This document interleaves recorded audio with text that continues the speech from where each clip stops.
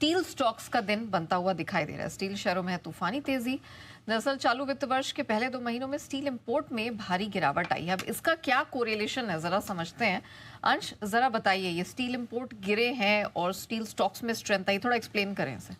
बिल्कुल नेहा, तो ये अप्रैल महीने का अगर हम डेटा देखें तो ज़बरदस्त गिरावट नज़र आई है। यहाँ पे हम देख रहे हैं अप्रैल महीने में और मई महीने में देखें तो लगभग 28% तक का गिरता हुआ नज़र आया और इसका मेन रीज़न एक्चुअली चाइना और जापान है।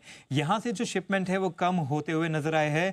अगर चाइना का इंपोर्ट देखें तो लगभग 48% गिरता हुआ नज़र आया और 2 लाख टन ही रिपोर्ट किया गया है। तो जापान का देखें तो यहाँ पे 66% गिरता हुआ दिखा है और 1 लाख टन का ही रिपोर्ट करता हुआ नजर आया है। अब ये इंपोर्ट क्यों गिर रहे हैं?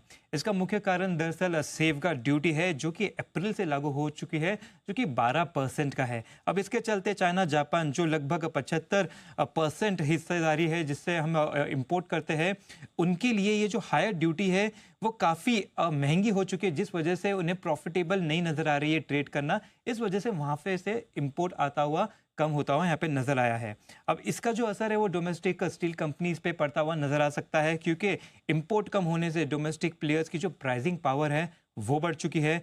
ड्यूटी शील्ड के चलते जो सेक्टर में कंपटीशन चल रहा था वो कम हो चुका है, क्योंकि इंटरनेशनल प्लेयर्स के थोड़े हट जाने से डोमेस्टिक प्लेयर्स यहाँ पे काफ़ी स्ट्रांग होते हुए नजर आ रहे हैं। तो लोकल डिमांड की वजह से भी यहाँ पे काफ़ी स्ट्रांग बनता हुआ नजर आ रहा है स्टील सेक्टर। इसके चलते हम देख रहे हैं कि मेटल इंडेक्स भी आज 1% की तेजी के साथ ट्रेड कर रहा है और टॉप सेक्टोरल गेनर है मेटल इंडेक्स 8 मंथ हाई को भी छू चुका है। तो मीडियम टू लॉन्ग टर्म में मेटल सेक्टर काफ़ी पॉजिटिव नजर आता है। ये मेटल सेक्टर दिख रहा है काफ़ी पॉजिटिव और आज सारे शेयरों में बढ़िया एक्शन बनता दिख रहा है। एसबीआई सिक्योरिटीज से सनी अग्रवाल साहब फंडामेंटल एक्सपर्ट हमारे साथ कार्यक्रम में हो रहे हैं शामिल। ऐसा लग रहा है सनी अग्रवाल साहब थोड़े से दिन बेहतर होते हुए दिख रहे हैं घरेलू स्टील कंपनियों के लिए, क्योंकि इंपोर्ट महंगा हो गया इंपोर्ट ड्यूटी लगने के बाद और उसका असर दिख भी रहा है। चीन जापान वगैरह से जो इंपोर्ट होकर आया है वो काफ़ी तेज़ी से घटा है। कैसे देखते हैं आप इसे? और साथ ही डॉलर की जो कमजोरी हुई है उसके चलते क्या आपको लगता है कि मौका है अच्छा मेटल शेयरों में खरीदारी करने का? यदि हाँ तो कहाँ? Yeah, good afternoon, Anil ji. Good afternoon, everyone. I think yes, definitely जो इम्पोर्ट ड्यूटीज लगाई थी गवर्नमेंट ने, उसका बेनिफिट सभी स्टील कंपनीज को आते हुए नजर आएगा। और ये कंपनीज ने अपने कमेंट्री में भी कहीं ना कहीं कहा है कि इसका बेनिफिट आने वाले कुछ समय में प्ले आउट होते दिखेगा। और जिस तरह से इम्पोर्ट के आंकड़े आज आए, कहीं ना कहीं लग रहा है कि बेनिफिट जो है वो प्ले आउट होते भी नजर आ रहा है। अगर यहाँ किसी को कुछ बेट लेना है मेटल में तो विद इन फेरस सेक्टर मुझे लगता है कि Tata Steel is relatively better bet at a current juncture.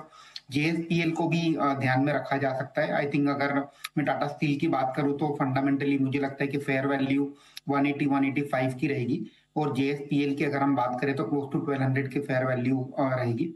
Moving on from ferrous to non ferrous side, I think aluminium as a commodity is likely to do well. तो अगर aluminium पर bet लेना है तो I think Nalco is relatively better place in terms of valuation, तो नाल्को पर ध्यान दिया जा सकता है।